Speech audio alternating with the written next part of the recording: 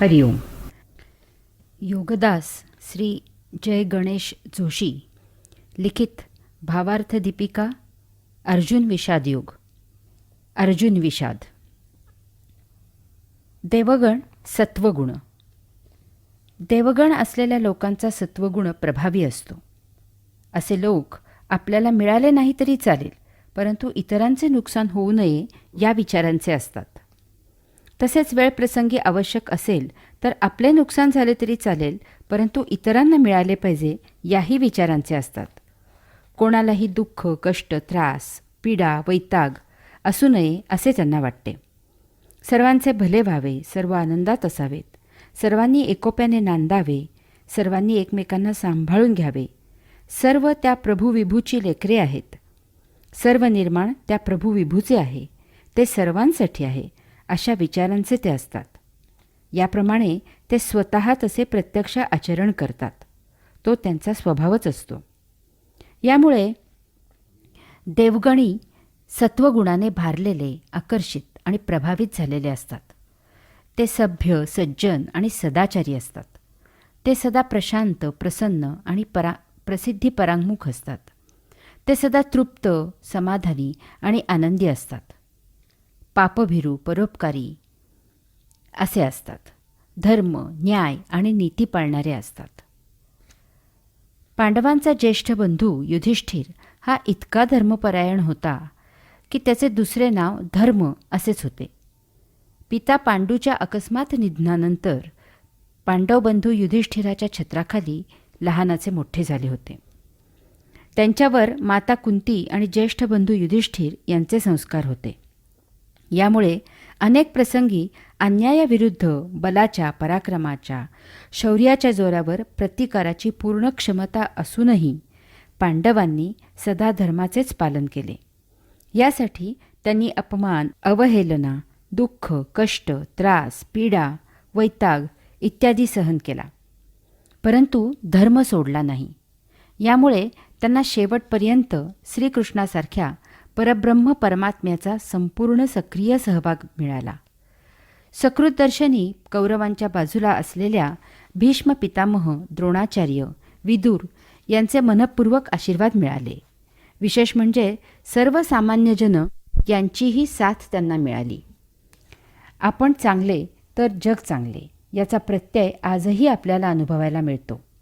कदाचित सुरुवातीला दुःखपीडा होते, परंतु त्या कसोटीमधून सात्विक योगिक आचरणाची आहुती दिली तर शेवट सर्वांमधून सुटका होते आणि आनंद प्राप्त होतो. अर्जुन विषाद योग. या अध्यायाला गीतेने अर्जुन विषाद योग असे विशेष नाम दिले आहे. नुसते विषाद योग असे सर्वनाम दिले नाही. याला खास कारण आहे. विषादाचा एक विशेष असा आहे की ज्या कारणाने विषाद होतो त्याच कारणाने त्याचा नाश होतो. येथे कार्यकारणभाव नसून फक्त कारणभाव आहे. प्रत्येक कार्याला त्याआधी काहीतरी कारण घडलेले असते आणि मग त्यामुळे कार्य घडते. कार्याला विविध कारणे असू शकतात. यामुळे त्याप्रमाणे विविध कार्य घडतात. याचा अर्थ असा आहे की कारण घडले नाही तर कार्य घडणार नाही. परंतु विषादाच्या बाबतीत काहीही कारण घडावे लागत नाही. विनाकारण हाच स्वभाव आणि वृत्ती असते. वृत्ती मुळातच असते. तेथे आणखी निराळे ते काय कारण घडणार? काहीही निमित्त लागत नाही. अशा व्यक्तींच्या सहवासात आल्यावर त्यांच्यामधील तम, रजस, सत्व याप्रमाणे त्यांचा राक्षसगण, मनुष्यगण, देवगण उद्दीपित होतो आणि त्याप्रमाणे कार्य घडते. कारण असो की नसो, तमोगुणी माणसाच्या सहवासात आलेल्याला त्याच्या शीघ्रकोपी राक्षसगणाचा चटका बसणारच. कारण असो किंवा नसो, रजोगुणी माणसाच्या सहवासात आलेल्याला त्याच्या लालची मनुष्यगणाची झळ बसणारच. कारण असो किंवा नसो, सत्वगुणी माणसाच्या सहवासात आलेल्याला त्याच्या परोपकारी देवगणाचा फायदा होणारच. मध्य पांडव अर्जुन हा देवगणामुळे सत्वगुणाने मुरलेला आहे. त्याच्या रंध्रारंध्रात देवगणामुळे सत्वगुण व्यापलेला आहे. त्याच्या नसेनसेत देवगणामुळे सत्वगुण भिनलेला आहे. सात्विकता, सज्जनता, धर्मपरायण हा त्याचा स्वभाव आहे. यामुळे कोणत्याही परिस्थितीत, कसल्याही प्रसंगी प्रत्येक वेळी अर्जुनाचा हा देवगणाने प्रभावित असलेला सत्वगुण आपोआप सहजच उफाळून येतो. याचा परिणाम म्हणून त्याचा प्रथमदर्शनी विचार, त्याची उत्स्फूर्त प्रतिक्रिया, त्याची सहजावृत्ती स्वाभाविकपणे त्याच्याही नकळत प्रतिक्षिप्त क्रिया म्हणून देवगणाने झाकोळलेली सत्वगुणी असते. आणि याचा परिणाम म्हणून अर्जुनाची क्रिया, कार्य, करणी ही मूलतः सुरुवातीला प्रथमदर्शनी जरी चूक असली तरी योग्य मार्गदर्शन मिळाले, परिसस्पर्श झाला, सुकाणूला सत्य दिशा मिळाली तर त्याचे रूपांतर योग साध्य करण्यात झाले. तथापि धृतराष्ट्राच्या तमोगुणाचे किंवा दुर्योधनाच्या रजोगुणाचे असे झाले नाही. त्या दोघांनाही बुजुर्गांच्या समुपदेश योग्य वेळी मिळाला होता, परंतु ते दोघे भरकटलेलेच राहिले. शेवटपर्यंत अयौगिक कृत्यालाच चिकटून राहिले आणि नियतीच्या खडकावर आपटून सर्वनाश होऊन देशोधडीला लागून अतिशय दारुण मृत्यूला सामोरे गेले. अशा प्रकारे विषाद जरी सर्वनामी असला, सर्वांना संधी जरी समान मिळाली, तरीही त्यामुळे सर्वांच्या विषादाचे रूपांतर योग साध्य होण्यात होत नाही, परंतु एखाद्या अर्जुनाच्या विषादाचाही परिणाम योग साध्य होण्यात होतो. हा संदेश सर्वसामान्यांना मिळावा म्हणून या अध्यायाला अर्जुन विषाद योग असे विशेष नाम दिले आहे. हरिओम. दुर्योधनाचा जन्मनाद. महाभारतकार लिहितात, दुर्योधन जन्माला आला तेव्हा तो जन्मतःच रडला नाही, तर गाढवाप्रमाणे मोठ्याने ओरडला. तो ओरडल्याबरोबर पंचक्रोशीतील गाढवे जणू त्याला प्रत्युत्तर म्हणून आनंद व्यक्त करण्यासाठी ओरडली. त्याबरोबर गिधाडे, कोल्हे, कावळे इत्यादींनी अक्षरशः धुमाकूळ घातला. चहूबाजूने सोसाट्याचे उष्ण वारे वाहू लागले. सारे वातावरण तप्त झाले. हे सर्व अघटित घडलेले पाहून धृतराष्ट्राच्या काळजाचा थरकाप झाला. त्याने भीष्म, विदुर, विद्वान, पंडित, पुरोहितांना बोलवून घेतले. जे घडले त्याची सर्वांजवळ चर्चा केली. त्यावेळी पुन्हा सर्व बाजूने घोर श्वापदांचा आक्रोश ऐकू आला. त्यावेळी विद्वान पंडित पुरोहित धृतराष्ट्राला म्हणाले, राजा, हा तुझा पुत्र कुलांगार होईल. याचा तू वेळीच त्याग कर. त्यामुळे तुझ्या कुळाचे स्वास्थ्य कायम राहील. यातच तुझ्या कुळाचे कल्याण आहे. परंतु तू जर त्यांचा सांभाळ केलास तर घोर अनर्थ होईल. शंख. शंखाबद्दल या लिखाणापुरती अगदी थोडक्यात माहिती पाहू. शंख हा नादांचा प्रतीक आहे. नाद याचे सविस्तर निरूपण आपण योगदासकृत भावार्थ दीपिका ज्ञानेश्वरी विषय प्रवेश यामध्ये पाहिले आहे. यामधील सर्व आवश्यक त्या 4 ओळी पुन्हा सांगतो. नाद हा मूलभूत पायाभूत ध्वनी असतो. यामधून अद्याप काहीही निर्माण झालेले नसते. तथापि त्याच्यामुळे त्याच्या आधाराने निर्माण होण्याची तयारी पूर्ण झालेली असते. तो स्वतः प्रत्यक्ष काहीही निर्माण करत नसतो. तथापि त्याच्या उपस्थितीशिवाय पुढील निर्माण शक्य नसते. तो सर्व निर्मितीचा मूलभूत पायाभूत आधार असतो. आपल्या हिंदू धर्मात शंखाचे फार महत्त्व आहे. त्याची पूजा करून मग देवदेवतांची पूजा केली जाते. पूजेचे वेळी शंखामध्ये पाणी भरतात आणि दुसऱ्या दिवशी ते तीर्थ म्हणून प्राशन करतात. शंखनादामुळे सकारात्मक ऊर्जा प्रसवते. आजूबाजूचे वातावरण शुद्ध आणि पवित्र होते. शंख वाजवल्यामुळे शारीरिक फायदेही पुष्कळ आहेत. त्यामुळे आपल्या देहामधील स्नायू बळकट होतात. रक्तप्रवाह सुरळीत होतो. यामुळे एकूणच प्रकृती उत्तम राहते. शंख शिवपूजेत निषिद्ध आहे. कदाचित शंख शिवाच्या मृत्युदाता या कार्याच्या विरुद्ध आहे, म्हणून तसे असावे असे वाटते. कृष्णार्जुनाचे आगमन. दुसऱ्या प्रवचनाचे शेवटी आपण पाहिले की पितामह भीष्माचार्यांनी सिंहनाद केला, शंखध्वनी केला. ते दोन्हीही नाद एकत्र मिसळले आणि यामुळे त्रैलोक्य बधीर झाल्यासारखे झाले. त्याबरोबर कौरवांच्या सैन्याने रणवाद्ये वाजवून रणभूमी दुमदुमून टाकली. असा हा नाद रणभूमीवर निनादत असतानाच रणभूमीवर दिव्य रथामधून कृष्णार्जुनांचे आगमन झाले. माऊलींनी त्या रथाचे फार सुरेख वर्णन केले आहे. पुढे माऊली म्हणतात, देखा नवलतया प्रभूचे अद्भुत प्रेम भक्ताचे जे सारथ्यपण पार्थाचे करीतू असे. अर्थात त्या प्रभू विभूचे आश्चर्य पहा, त्याचे भक्तावरील आगळेवेगळे प्रेम पहा. तो अर्जुनाचे सारथ्य करत आहे. येथे काही गोष्टी माऊली मुद्दाम अधोरेखित करत आहेत.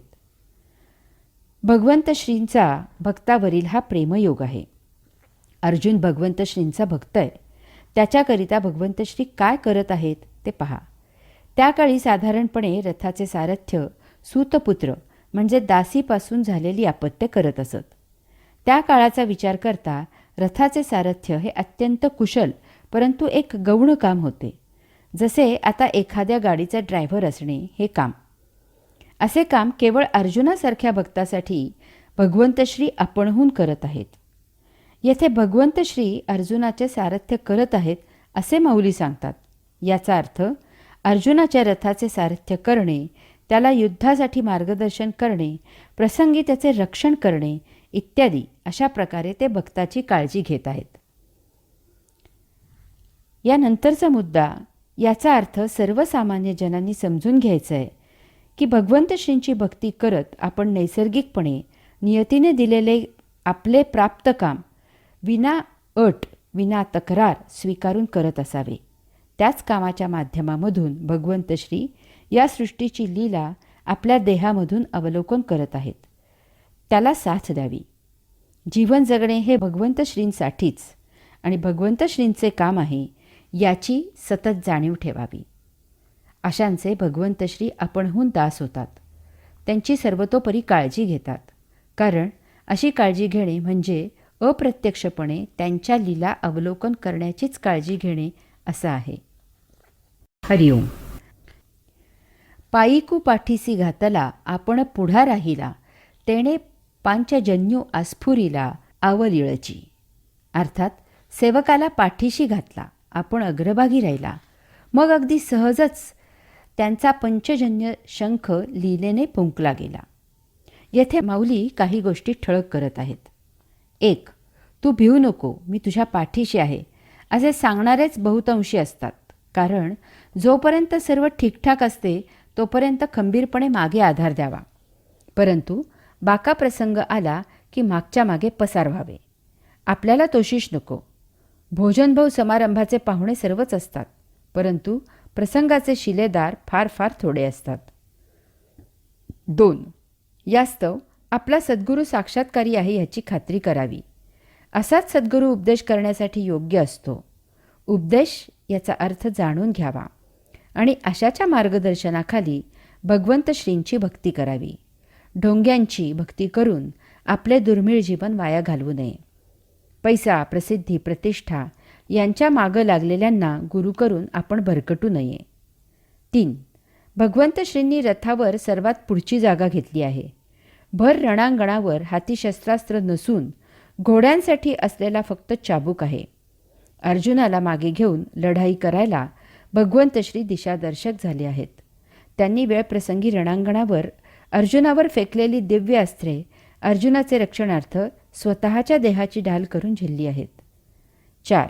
आता भगवंत श्रींच्या अंगी अर्जुनाचा रथाचे सारथ्य करणे, लढाईसाठी त्याला मार्गदर्शन करणे, त्याचे रक्षण करणे, धर्माला आणि न्यायनीतीला युद्ध जिंकून देणे इत्यादी असे हे कार्य इतके भिनले आहे की त्यांच्याकडून त्यांचा तो अद्भुत पांचजन्य शंख आपोआप उत्स्फूर्तपणे फुंकला गेला. अशा लीला भगवंत श्रींकडून आपोआप होत असतात. परितू महाघोषू थोरू, गरजतू असे गहिरू, जैसा उदेला लोपी दिनकरू नक्षत्राते. तैसे तुरबंबाळू भवते, कौरवदळी गाजत होते, ते हरपोनी नेणो केऊते, गेले तेथ. अर्थात परंतु सूर्योदय झाल्यावर जशी नक्षत्रे लोप पावतात तशी त्या शंखाच्या महानाद ध्वनीने कौरवांच्या सैन्यामध्ये होत असलेला वाद्यांचा गजर कोणीकडे नाहीसा झाला त्याचा पत्ता लागेना. कौरवांचे सेनापती भीष्म पितामहांनी प्रथम शंख फुंकला आहे, परंतु याप्रमाणे पांडवांच्या बाजूने त्यांचा सेनापती दृष्टद्युम्न याने शंख फुंकला नाही.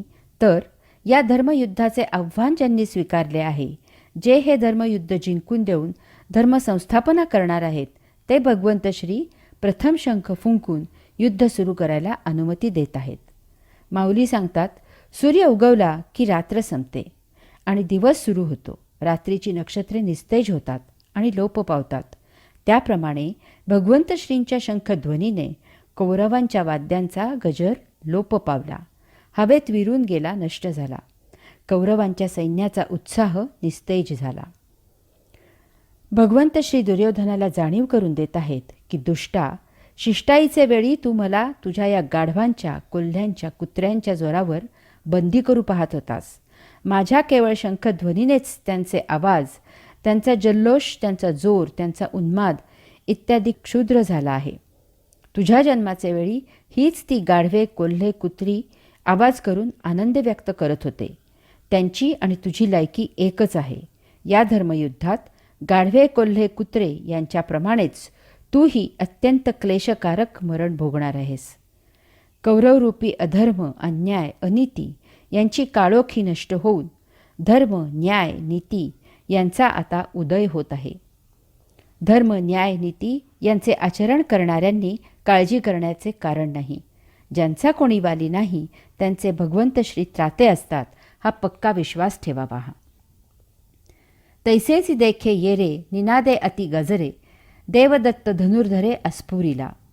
ते दोन्ही शब्द अचाट, मिनले एकवट, तेथ ब्रह्मकटाह शतकुट हो पाहतसे. अर्थात त्याप्रमाणे भगवंत श्रींप्रमाणे अर्जुनानेही त्याचा देवदत्त नावाचा कांठळ्या बसवणारा ध्वनी करणारा शंख उत्स्फूर्तपणे वाजवला. ते दोन्ही नाद, भगवंत श्रींचा आणि अर्जुनाचा शंखनाद एकवटले, एकत्र झाले आणि यामुळे ब्रह्मांडाचे 100 तुकडे होतात की काय असे वाटले. आपण पाहिले की सुरुवातीला पितामह भीष्माचार्यांनी सिंहनाद करून आपला शंख वाजवला. त्या दोन्हीही ध्वनींचे एकत्रित नादाने त्रैलोक्य बधीर झाल्यासारखे झाले. तथापि कृष्णार्जुनांच्या शंखाध्वनीने पितामह भीष्माचार्यांचे सिंहनाद आणि शंखनाद असे 2 नाद हवेत कुठल्या कोठे विरून गेले त्याचा पत्ता लागला नाही. पितामह भीष्माचार्य हे अजिंक्य, अजोड, अपराजित असे योद्धे आहेत. तथापि कारण काहीही असो, सद्यस्थितीत ते अन्यायाच्या, अधर्माच्या, अनीतीच्या बाजूने रणांगणावर लढाईला आलेले आहेत. यामुळे अत्यंत नाईलाजाने त्यांचा नाश होणे अटळ आहे. कोणी कितीही महाबलाढ्य आणि पराक्रमी असला तरी तो परब्रह्माच्या, पुरुषोत्तमाच्या पुढे गौण आहे. हिरण्यकशपुला, रावणाला, ब्रह्मराक्षसाला देवांकडून वर मिळाले होते, परंतु त्यांच्या पापकर्माचे कुफळ म्हणून त्यांचा नाश झाला. याचप्रमाणे पितामह भीष्माचार्यांचाही नाश होणे अपरिहार्य आहे. त्यासाठी नियतीचे नियोजन अनाकलनीय असते. पितामह भीष्माचार्यांसाठी शिखंडीची योजना नियतीने भीष्माचार्यांच्या वधासाठी अगोदरच केलेली आहे. विश्व द्वंद्वावर चालते. यामुळे देवांबरोबरच दानव, सज्जनांबरोबर दुर्जन जन्माला येतात. हा वैश्विक नियम आहे. यासाठी यथाकालावधी पुरुषोत्तमांना येथे धर्म, न्याय, नीती याची स्थापना करावी लागते. याला काही इलाज नाही. भक्तांनी पुरुषोत्तमावर नितांत श्रद्धा, भावभक्ती ठेवून आपले योगिक आचरण सुरू ठेवावे. अशांसाठी भगवंत श्रींचे अंशात्मक अवतार महामानव येथे येऊन धर्मकार्य करत असतात.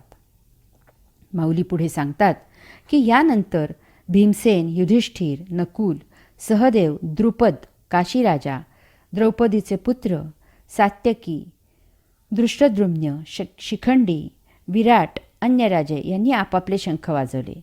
येथे एक महत्त्वाचा फरक लक्षात घ्यावा. कौरवांच्या बाजूने फक्त पितामह भीष्माचार्यांनीच शंख वाजवला आहे. अन्य कौरवांनी किंवा त्यांच्या प्रमुख योद्ध्यांनी शंख वाजवला नाही.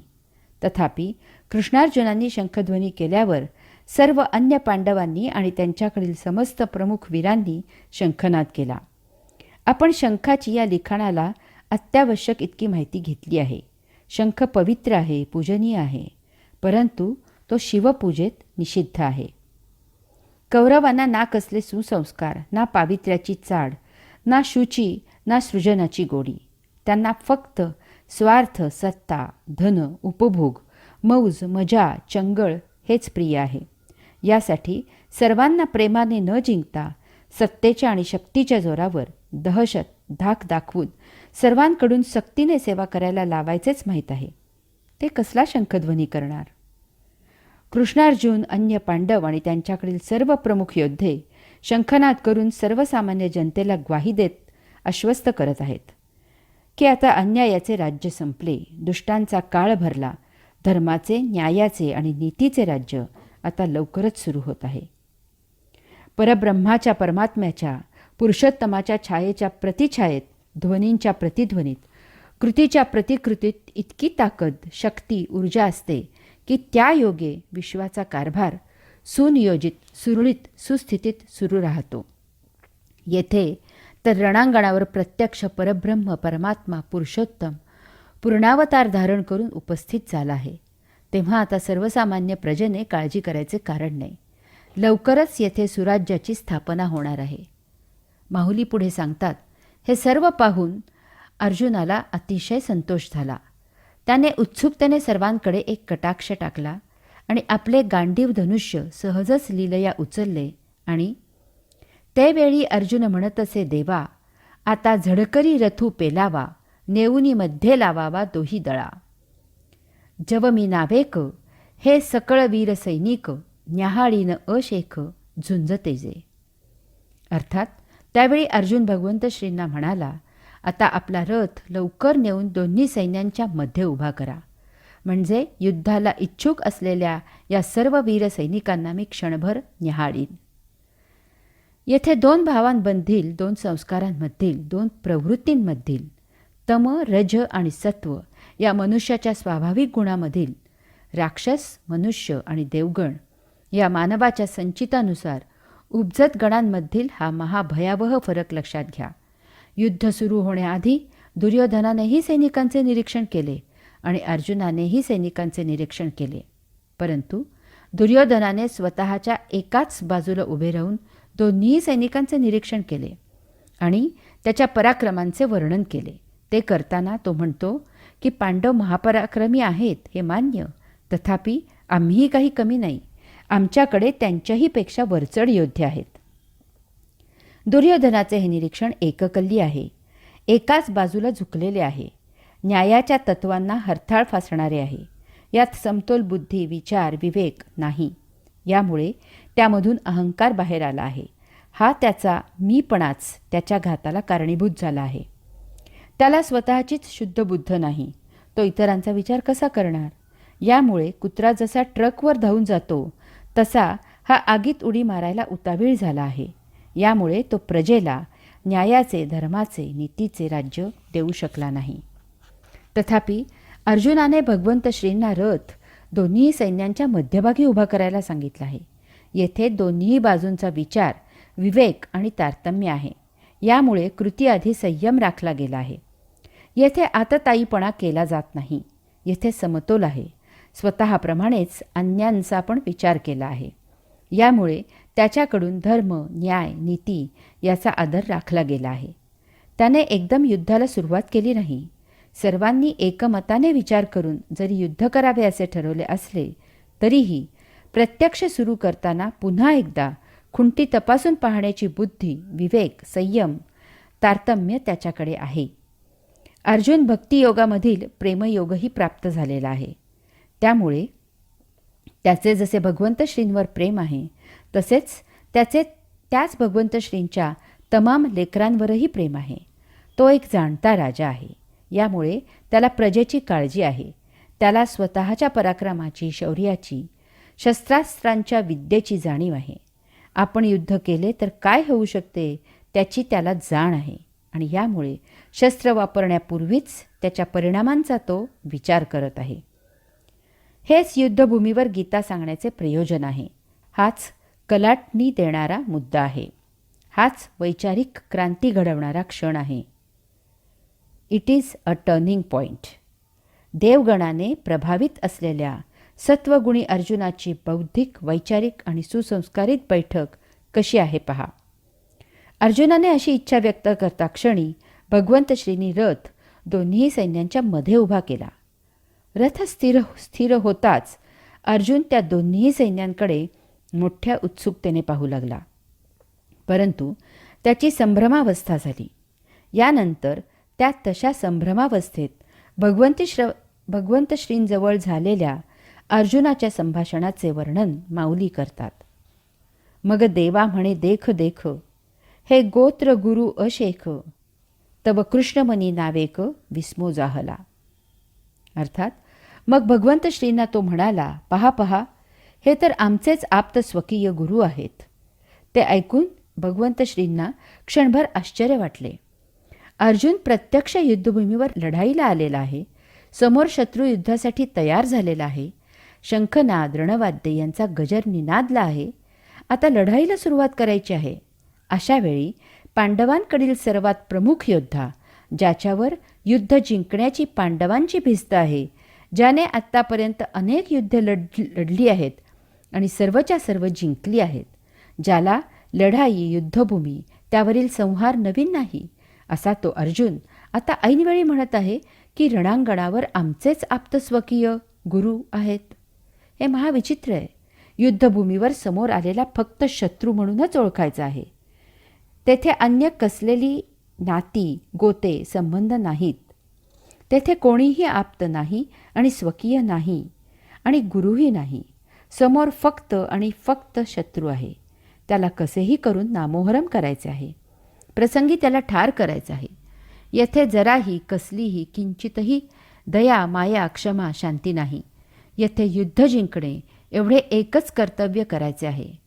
परंतु अर्जुन ऐन युद्धप्रसंगी काहीतरी भलतेच युद्धभूमीवर वीराला अशोभनीय असे बोलत आहे. या भावभावना आहेत. भावभावना मानसिक असतात. त्या केव्हा कशा कोठे उफाळून येतील आणि आपला कब्जा घेतील याचा काहीही नेम नाही. यामुळे भगवंत श्रींना महाविस्मय आश्चर्य वाटले आहे. त्यांनी ओळखले की अर्जुनाच्या मनात काहीतरी विचित्र खळबळ माजली आहे. ती बाहेर येणे आवश्यक आहे, कारण अशा मानसिकावस्थेत तो पूर्ण क्षमतेने युद्ध करू शकणार नाही. युद्ध सुरू झाल्यावर मध्येच काही विघ्न यायला नको.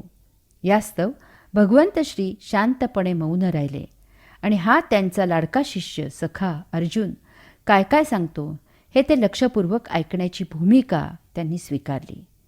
यानंतर अर्जुनाने भगवंत श्रींना जे सांगितले त्याचा थोडक्यात गोषवारा असा आहे.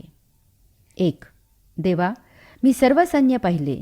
येथे तर माझेच सर्व आप्त स्वकीय गोत्रज एकमेकांशी युद्ध करून एकमेकांना ठार करायला उत्सुक झालेले आहेत. 2.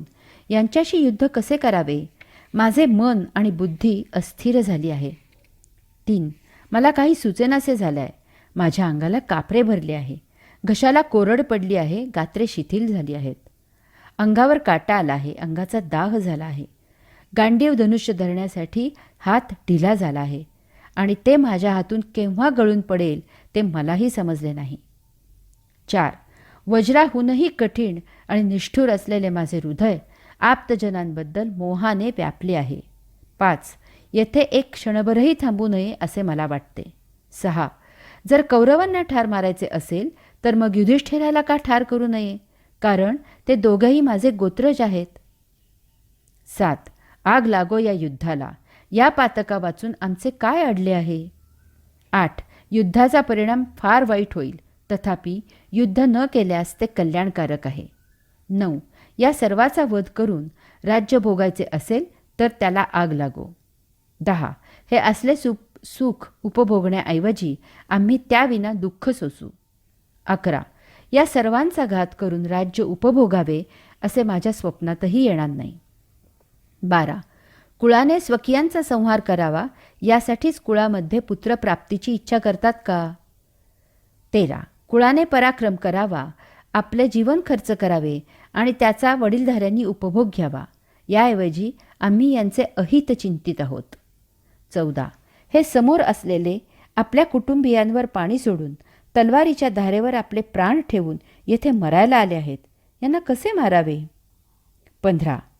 पितामह भीष्म, गुरु द्रोण, मेहुणे, सासरे, मामा, बंधू, पुत्र, नातू, आप्त, स्वकीय यांना मारण्याचा विचारही महापाप आहे. 16. त्यांनी आम्हाला ठार मारले तरी यांचा घात मी करणार नाही. 17. त्रिभुवनाचे निष्कंटक राज्य जरी मिळाले तरी मी असे अनुचित कर्म करणार नाही. 18. कुलक्षय केला तर आमच्या पुण्याचा लवलेशही उरणार नाही. यामुळे आम्ही तुला दुरावू. 19. कौरवांना हे समजत नाही, परंतु आम्ही हे सर्व जाणतो. 20. कुलक्षय झाला की कुलीन स्त्रिया वाममार्गाला लागतात. 21. कुलक्षय करून ज्या शरीराने उपभोग घ्यायचा ते शरीर तर नाशिवंत आहे. शूर, वीर, अपराजित अशा अर्जुनाला या सर्वांबद्दल करुणा निर्माण झाली. त्याला आप्त स्वकीयांबद्दल दयेचा पाझर फुटला. त्याला त्याच्या जीवाचा मोह झाला. यामुळे त्याचे धैर्य निघून गेले. त्याला त्याची वीरवृत्ती सोडून गेली. अशा प्रकारे आता जरी कौरवांनी आपल्यावर शस्त्र उगारले तरी तेच त्यांच्यासाठी चांगले आहे असे म्हणून अर्जुनाने रथामधून खाली उडी टाकली आणि निःशस्त्र होऊन तो तेथे दुःखाश्रू गाळत बसून राहिला. हाच तो अर्जुनाचा विषाद आहे. आपण विषादाचा अर्थ पहिल्या प्रवचनात पाहिला आहे. विषाद म्हणजे उत्साह नष्ट होणे, निराश होणे, वैफल्य येणे इत्यादी. याचे अन्यही अर्थ आहेत. मूर्खपणा, दुःख इत्यादी. याचा सुप्त अर्थ असा आहे की विषाद होण्यापूर्वी येथे उत्साह होता, आशा होती, फलाची आसक्ती, अपेक्षा आणि इच्छा होती.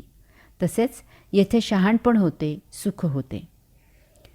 काही कारण घडले आणि त्याचे निराकरण होण्यापूर्वी त्यामधून विषाद निर्माण झाला. कारण काय घडले यापेक्षा त्यामधून विषाद निर्माण झाला हे महत्त्वाचे. त्याने प्रत्यक्ष आचरणाचा कब्जा घेतला आणि या सर्वांवर बोळा फिरला. जे होते त्याच्याबरोबर विरुद्ध चित्र निर्माण झाले. यामुळे विषाद हा मनाचा प्रांत आहे. येथे भावभावनांचा प्रश्न आहे. भावभावना विषादाला कारणीभूत आहेत. याचा अर्थ हा कल्पनांचा, रसास्वादाचा, साहित्याचा, वाङ्मयाचा आणि म्हणून हा काव्यशास्त्र आनंद याचाही विषय आहे. या उन्मत्त कौरवांना अन्य भाषा समजत नाही. यांनी बालपणी आपल्याला ठार करायचा प्रयत्न केला आहे. कौरवांनी द्रौपदीच्या केलेल्या विटंबनेचे प्रायश्चित्त या नीच कौरवांना द्यायलाच पाहिजे. यांनी कपटाने द्यूत खेळून आपल्याला वनवास आणि अज्ञातवास भोगायला लावला आहे.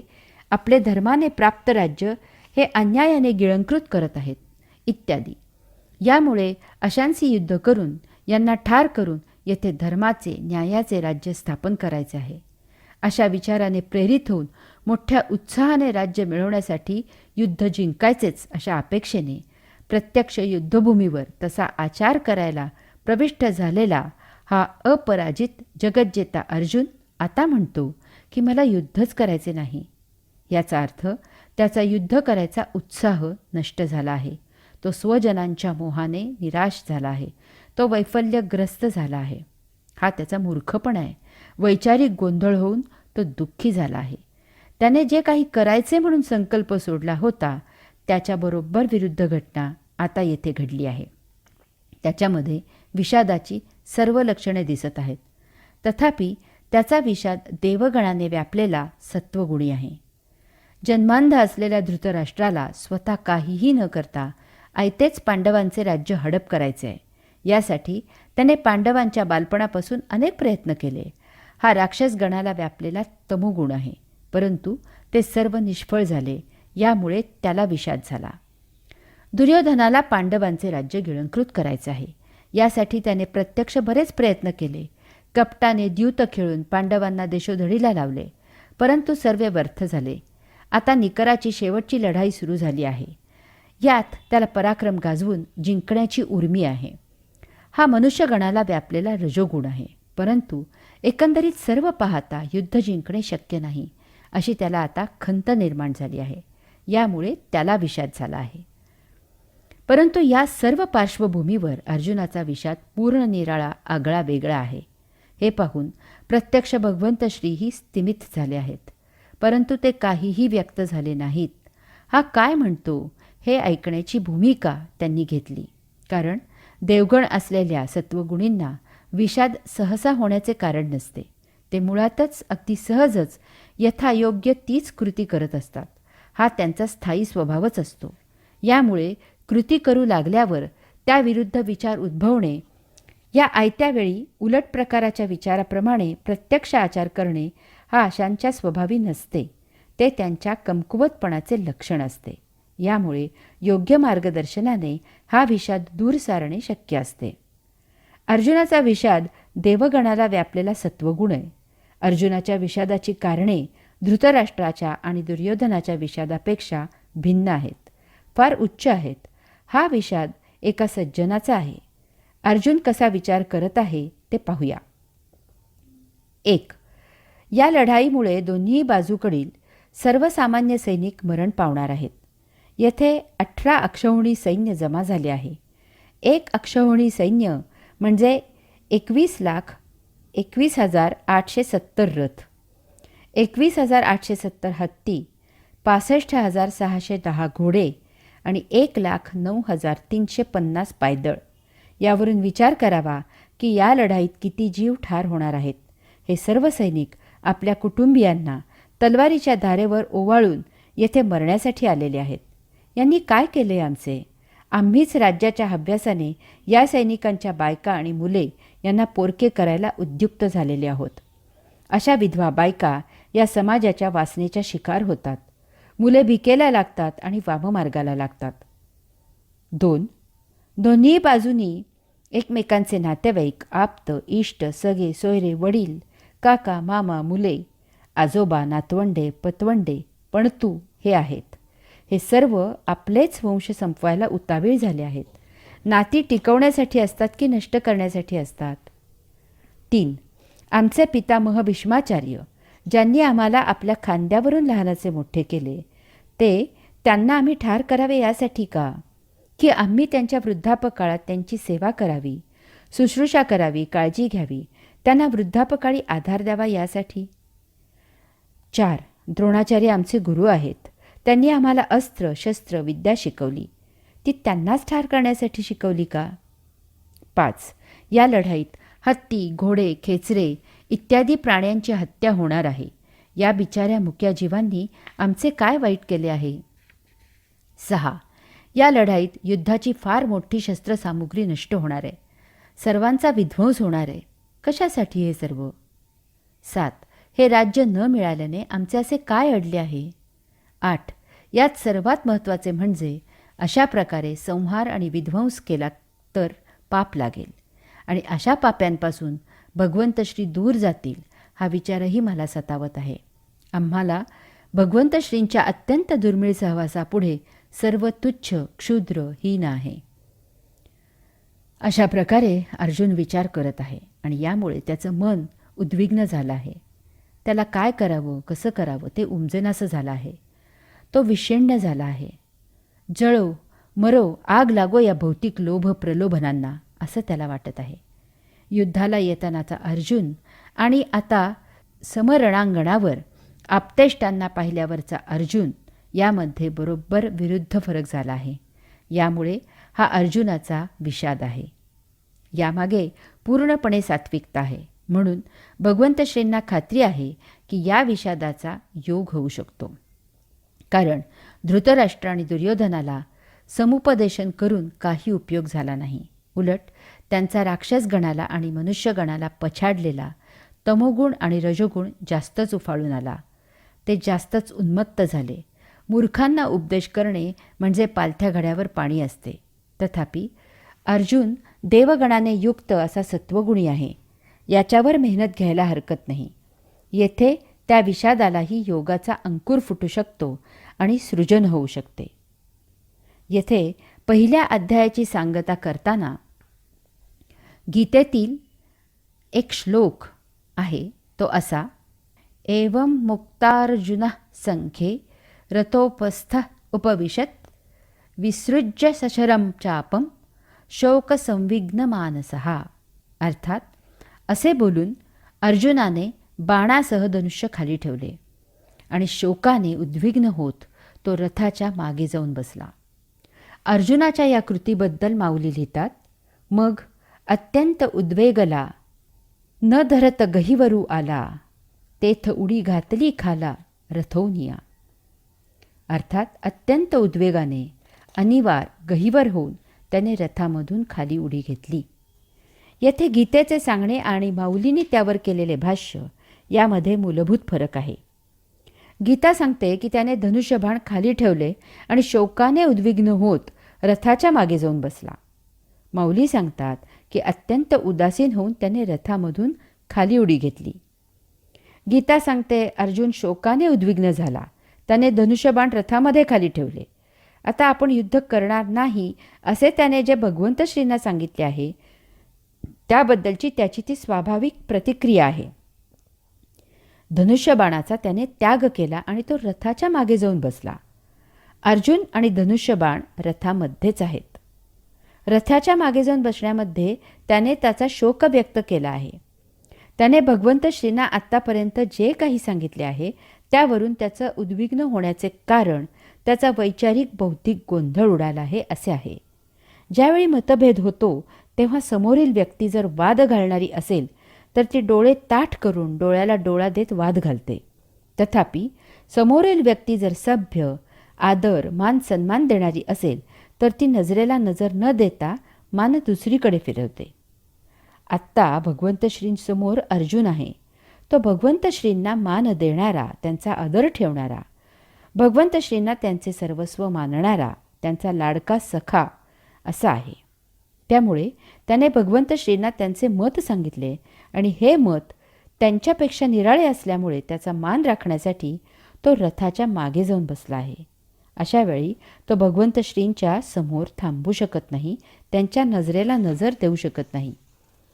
याचा अर्थ असा आहे की आता जर भगवंत श्रींनी त्याला वैचारिक आणि बौद्धिकदृष्ट्या पटवून दिले की सांप्रत परिस्थितीमध्ये त्याने प्राप्त युद्ध करणे खूपच श्रेयस्कर आहे, हेच श्रेयस्कर आहे, तर तो युद्धाला तयार होऊ शकतो. त्याची शस्त्रे तेथेच रथात आहेत. त्याचा वैचारिक आणि बौद्धिक गोंधळ दोलायमान आहे. यामुळे तो रथ सोडून निघून गेलेला नाही. तो तेथेच भगवंत श्रींचा उपदेश ऐकण्यासाठी थांबला आहे. लहान मूल आईवर रुसतं आणि कोपऱ्यात जाऊन बसतं, परंतु तेथे ते चोरट्या नजरेनं हळूच आई समजूत घालण्यासाठी येते आहे ना याचं अवलोकन करतं. अशा प्रकारे गीतेने या श्लोकाद्वारे पहिला अध्याय संपन्न करून दुसरा अध्याय सांख्ययोग याची पार्श्वभूमी येथे केली आहे. माऊली सांगतात, अर्जुनाने अत्यंत गहिवरून उदास होऊन रथामधून खाली उडी मारली. उडी तेव्हाच मारली जाते जेव्हा मनुष्य बेभान होतो, त्याचा होश उडतो. तो इतका हतबल होतो की आता यापुढे त्याला सर्वत्र अंधार जाणवतो. त्याच्या दृष्टीने सर्व मार्ग बंद झालेले असतात. आपण पाहतो की या अशा विचित्र भावनेच्या भरात अशी व्यक्ती वाहनाखाली, नदी समुद्रामध्ये, उंचावरून उडी मारते. अशाला त्यावेळी नको हे जिणे असे होते. हे असे होणे ही सुद्धा नैराश्य असे म्हणा त्याला, परंतु एक प्रकारची भावना आहे. भावनेचा महाउद्रेक आहे. येथे सुद्धा माऊलींनी वापरलेला एक शब्द अधोरेखित करण्यासारखा आहे आणि तो म्हणजे उदास. उदास म्हणजे उद अधिक आस, उच्च आसन, उच्च जागा. या अशा हतबल अवस्थेत माणसाला यामधून बाहेर पडून उच्च आसनी, उच्च जागी जाण्याची तीव्र इच्छा असते. तथापि सर्व बाजूने त्याची कोंडी झालेली असते. यामुळे तो त्याच्या विरुद्ध असलेली नीच जागा पकडतो. हाच तो उद्वेग, हतबलता, असहाय्यता व्यक्त करण्याचा नकारात्मक मार्ग आहे. आणि यामुळे मारकुट्या नवऱ्याची बायको किंवा छळणाऱ्या सासूची सून स्वतःला मारून घेते. या अशा भावभावनांमुळे हा भावार्थ दीपिकेचा विषय झाला आहे. पहिल्या अध्यायाच्या शेवटच्या श्लोकाला अशा प्रकारे कलाटणी देऊन माऊलींनी दुसऱ्या अध्यायाची गाडी भावार्थ दीपिकेच्या मार्गावर वळवली आहे. यामुळे वास्तवात पहिल्या अध्यायाच्या विषयाचे, परंतु दुसऱ्या अध्यायाच्या सुरुवातीला 10 श्लोकाचे जे शेपूट अडकले आहे ते आपण तेथून मूळ पहिल्या अध्यायाला जोडून त्याचे निरूपण भावार्थ दीपिकेच्या दृष्टीने करू. दुसऱ्या अध्यायाच्या सुरुवातीला अशा प्रकारे भावभावनांचा उद्रेक झालेल्या अर्जुनाचे वर्णन माऊली करतात. शोकाकुल रुदनाते करी तू असे. अर्थात अशा प्रकारे शोकाकुल झालेला अर्जुन रडू लागला. एक जगज्जेता, अपराजित, अनेक लढाया लढलेला आणि त्या सर्व जिंकलेला असा हा महान योद्धा रणभूमीवर युद्ध करण्यासाठी येतो आणि रडतो आहे. माऊली वर्णन करतात की पाण्यात जसे मीठ विरघळते, वाऱ्याने जसे ढग नाहीसे होतात, त्याप्रमाणे अर्जुन मोठा धैर्यवान असूनही त्याचे हृदय द्रवले. राजहंस पक्षी चिखलात रुतल्यावर जसा म्लान दिसतो तसा तो ममतेने म्लान दिसू लागला. भावार्थ दीपिकेत जागोजागी अशी वाङ्मयीन काव्यमय भाषा दिसून येते. रथामधून खाली उडी मारल्यावर त्याची ती शोकाकुल झालेली रुदन करणारी महाविचित्र अवस्था पाहून त्याने पुढे काही करण्यापूर्वीच भगवंतश्री त्याच्याजवळ गेले आणि त्यांनी त्याच्याशी संवाद सुरू केला. हे अशा प्रसंगी फार आवश्यक असते, नाहीतर त्या भावनेच्या उद्रेकामध्ये असा आणखी काही विचित्र कृती करण्याचा संभव असतो. भगवंतश्रींनी येथे अर्जुनाच्या उद्रेकाविरुद्ध शांत रसाने सुरुवात केली आहे. प्रथम त्यांनी त्याची शोकमग्न अवस्थेची विचारपूस केली आहे. उदाहरणार्थ, अर्जुना, अरे तू कोण आहेस आणि हे काय करत आहेस? तुझं सांगे काय जाहले, कवण उणे आले, करिता काय ठेले, खेदू काहीसा. अर्थात तुला काय झालं? सांग बरं, काय कमी पडलं? तुझं काय करायचं राहिलं म्हणून तू दुःख करत आहेस? यानंतर माऊलींनी त्याची स्तुती केली आहे. उदाहरणार्थ, तू अनुचिता चित्त नेदिसी, धीरू कही न सांडिसी, तुझेनी नामे अपयशी दिशा लंघिजे. अर्थात तू अनुचित गोष्टींकडे लक्ष न देणारा आणि धीर न सोडणारा आहेस. तुझ्या नामाचा महिमा असा आहे की तुझे नाव ऐकूनच अपयशांनी दिगंती पळून जावे. तुवा संग्रामी हरू जिंकिला, निवात कवचांचा ठावू फेडीला, पवाडा तुवा केला गंधर्वांसी. अर्थात तू युद्धात शंकराला जिंकलंस, निवात कवचांचा समूळ उच्छेद केलास आणि आपले यश गंधर्वांना गाण्यासाठी विषय करून ठेवलेस. पाहता तुझे निपाडे, दिसे त्रैलोक्य ही थोकडे, ऐसे पुरुषत्व चोखडे पार्था तुझे. अर्थात अर्जुना, तुझा पराक्रम एवढा मोठा आहे की त्याच्या तुलनेला हे त्रिभुवन देखील क्षुद्र दिसू लागते. यानंतर अर्जुनाने युद्ध न करण्याचा जो निर्णय घेतला आहे त्याला सुरुंग लावण्यासाठी भगवंतश्रींनी साहित्यिक भाषेमध्ये चपकल समयोचित सुंदर उदाहरणे दिली आहेत. उदाहरणार्थ, ना तरी पवनू मेघासी बिहे, की अमृतासी मरण आहे. अर्थात वाऱ्याला कधी ढगांचे भय वाटते का? अमृताला कधी मरण आले आहे का? की लवणेची जळविरे, संसर्गे काळकुट मरे, सांगपा महाफडी दुर्धरे, गिळीजे काही. अर्थात मिठाने पाणी कधी विरले का? कालकूट विष दुसऱ्याचे संसर्गाने कधी मेले का? सर्पाला कधी बेडकाने गिळले का? भगवंतश्रींच्या या अशा आपुलकीच्या बोलण्याने अर्जुन थोडा शांत झाला असावा, निवळला असावा. परंतु अजूनही अर्जुन काही बोलत नाही. असे पाहून आता शेवटी भगवंतश्री अर्जुनाला उपदेश करत आहेत. हा मूर्खपणा सोडून दे. धनुष्यबाण हाती घे. या रणभूमीवर तुझ्या कारुण्याचा काय उपयोग? हा गा तू जाणता, तरी न विचारिसी का आता, सांगे झुंजा वेळे सदयता उचित काही. अर्थात अरे तू ज्ञाता ना, मग का विचार करत नाहीस? युद्धाचे वेळी दया करणे क्षत्रियाला योग्य नाही. म्हणून शोकू न करी, तू पुरता धीरू धरी, हे शोच्यता अव्हेरी पंडुकुमारा. अर्थात अर्जुना, शोक करू नको, गंभीर राहा, धीर धर. तुला शोक करणे शोभत नाही. अशाने तुझ्या कीर्तीचा नाश होईल. हे आत्ताच तुझे सगळे सोयरे झाले का? तुला हे आधी माहीत नव्हते का? युद्ध तुला नवीन आहे का? युद्धाला तयार हो. तुझ्या आपापसामधील कलहाचे निमित्त नेहमीचेच आहे. तू जर हा मोह धरशील तर तुझी प्रतिष्ठा जाईल. इहपर लोकांसही तू अंतरशील. क्षत्रियांना ऐन युद्धाचे प्रसंगी शिथिलता म्हणजे नरकाचे द्वार आहे. अशा प्रकारे भगवंतश्रींनी काव्य, शास्त्र, भाषा, साहित्य, वाङ्मय यामधून रसोत्पत्ती निर्माण करून अर्जुनाला समजावण्याचा प्रयत्न केला आहे. समयोचित उदाहरणे दिली आहेत. त्याच्या पराक्रमाचे वर्णन करून त्यांच्या भावनांना हात घातला आहे.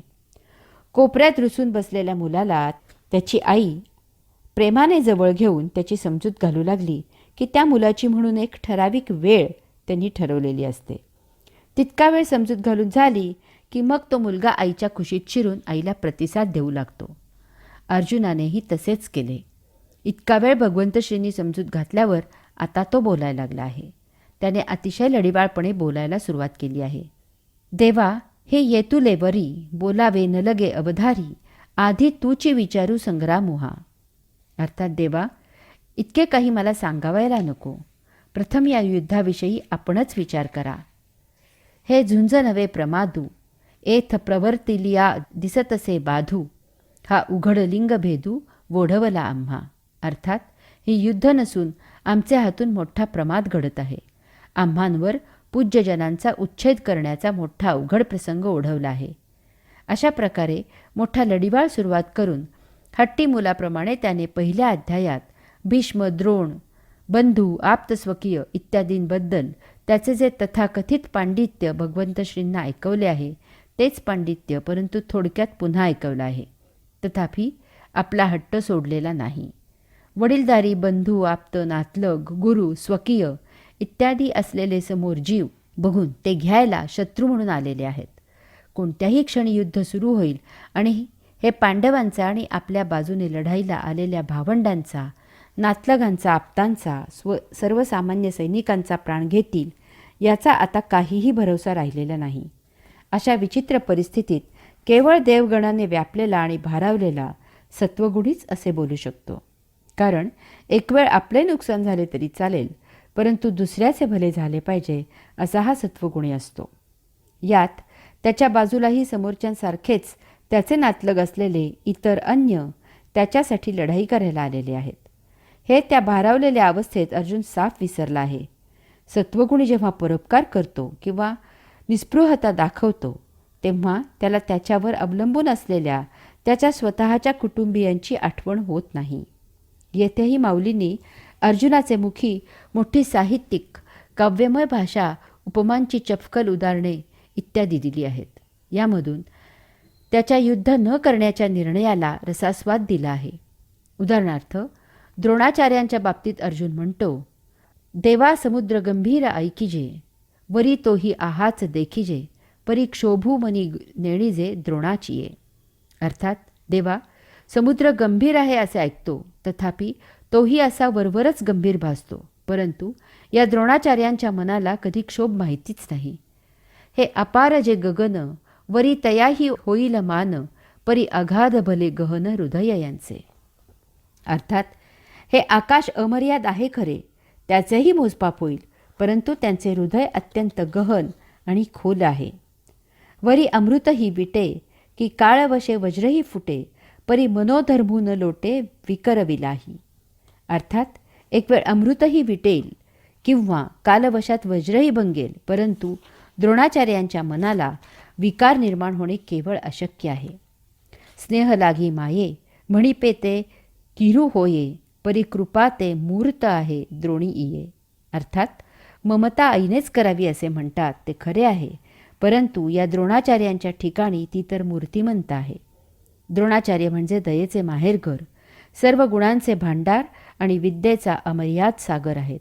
अशांना मारून राज्यसुख घ्यावे अशी गोष्ट प्राणावर बेतले तरी मनातही येणार नाही. यापेक्षा भीक मागितलेली बरी, देहत्याग केलेला बरा किंवा गिरीकंदरी राहावे हे चांगले. त्याच्या रक्ताने माखलेले भोग हे कसे कवटाळायचे.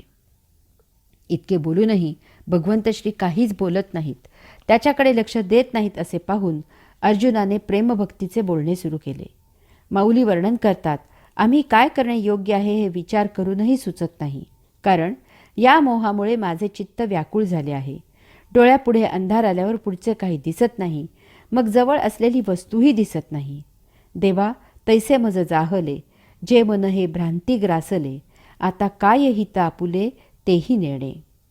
अर्थात देवा, तसे मला झाले आहे, कारण माझे मन भ्रांतीने ग्रासले आहे. आता आपले हित कशात आहे हे मला समजेनासे झाले आहे. तरी श्रीकृष्णा, तुवा जाणावे, निकेतेक आम्हा सांगावे, जे सखा सर्वस्व आघवे आम्हासी तू. अर्थात म्हणून श्रीकृष्णा, तू विचार करून योग्य ते आम्हाला सांग, कारण आमचा सखा, आमचे सर्व काही तूच आहेस. तूच आमचा गुरु, पिता, इष्टदेवता, संकटाच्या वेळी आमचे रक्षण करणारा तूच आहेस. कृष्णा, आईने मुलाचा त्याग केला तर ते कसे जगेल? त्याप्रमाणे देवा, तूच एक आम्हाला सर्वतोपरी आहेस. मी तुला आता सांगितलेले तुला मान्य नसेल, तसेच ते धर्माच्या विरुद्ध असेल, तर ते आता मला त्वरित सांग. समोर समस्त कौरव पाहून मनामध्ये जो शोक निर्माण झाला आहे, तो तुझ्या उपदेशाशिवाय अन्य कशानेही नष्ट होणारा नाही. जैसी बीजे सर्वथा आहाळली, ती सुक्षेत्री जरी पेरिली, तरी न विरूढ ती संचिली आवडे तैसी. अर्थात ज्याप्रमाणे पूर्ण भाजलेले बी सुपीक जमिनीत पेरले आणि त्याला हवे तितके पाणी जरी घातले तरी त्याला अंकुर फुटणार नाही. ना तरी आयुष्य पुरले आहे, तरी औषधे काही नोहे, एथ एकची उपेगा जाये परमामृत. अर्थात आयुष्य संपले असले की औषधाने काही उपयोग होत नाही, तेथे एक परमामृताचाच उपयोग होतो. त्याप्रमाणे माझ्या मोहित बुद्धीला राज्यलोभाचे प्रलोभनही उत्तेजित करू शकणार नाही. यावेळी हे कृपानिधे, तुझी कृपाच माझा आधार आहे. परंतु पुन्हा काय झाले कळायला मार्ग नाही, कारण आपल्या विचारांचे पुरते मढे झाले आहे आणि त्याला संजीवनी श्रीकृष्ण केवळ तुझेच देवत्व देऊ शकते असे सांगणारा अर्जुन भगवंत श्रींना म्हणाला, परंतु आता तुम्ही मला काहीही उपदेश करू नका, माझी समजूत मुळीच घालू नका, मी मुळीच युद्ध करणार नाही असे पुन्हा एकदा सांगून ठाम सांगून तो मौन झाला. याचे भगवंत श्रींना फारच विस्मय वाटला. इतका वेळ अर्जवे करणारा अर्जुन शेवटी असे का म्हणाला? परंतु हाही प्रेमभक्तीचाच एक भाग आहे. मूल रुसले तर त्याची समजूत घालून आई त्याला लाडू द्यायला लागली तर ते लटक्या रुसव्याने आईला म्हणते की काही लाडू बिडू देऊ नको मला. तसेच अर्जुनाचे झाले आहे. ती जगज्जननी हे ओळखून आहे. आता आपल्याला फक्त पाहायचे आहे की भगवंत श्री या सज्जन सात्विक देवगुणी आणि सृजनात्मक विचारांना चूक कसे सिद्ध करतात ते. कारण आपल्यासारख्यांना अर्जुनाचा विचार जराही चूक वाटत नाही, उलट तो बरोबरच आहे असे वाटते. यामुळे भगवंत श्रींना अर्जुनाच्याच वैचारिक काट्याने त्याच्यामधील विषादरूपी काटा काढावा लागणार आहे. त्याच्यातील नैसर्गिक सत्वगुणाने त्याच्यामधील देवगणाला नियतीच्या मार्गाला वळवावे लागणार आहे. त्याच्यामधील या आप्तेष्टांबद्दलच्या भावनांना, मोहाला, दयेला, करुणेला ललकारून त्याहूनही श्रेष्ठ अशा कर्तव्य कर्मासाठी भावनाविवश करावे लागणार आहे. हे काम तसे सोपे नसून फार बिकट आहे. समोर सात्विकतेने ओथंबून भरलेला विद्यासंपन्न असलेला अर्जुन आहे. येथे वैचारिक, बौद्धिक, आध्यात्मिक कसोटी लागणार आहे. त्याला प्रथम सांख्य योगाने स्वधर्म सांगावा लागणार आहे. त्याच्यामधील ज्ञानयोगी जागा करावा लागणार आहे आणि कर्मयोगाचे सर्वश्रेष्ठ महत्त्व त्याच्यासारख्या क्षत्रियाच्या गळी उतरवावे लागणार आहे. यामधून भक्ती उद्युक्त करावी लागणार आहे. या अनुषंगाने अन्य सत्व, रज, तम, आहार, विहार इत्यादी अनेक विषयांनाही स्पर्श करावा लागणार आहे. आता आपल्याला श्रीकृष्ण भगवंत श्री परमात्मा पुरुषोत्तम हे कार्य कसे करतात, आपल्यासाठीही जीवनाला अत्यंत उपयुक्त असलेला हा पाठ कसा घेतात, हे विद्यार्थी होऊन जाणून घ्यायचे आहेत. अशा तऱ्हेने हे तिसरं प्रवचन येथे संपन्न होत आहे. ओम तत्सत त्वम असि.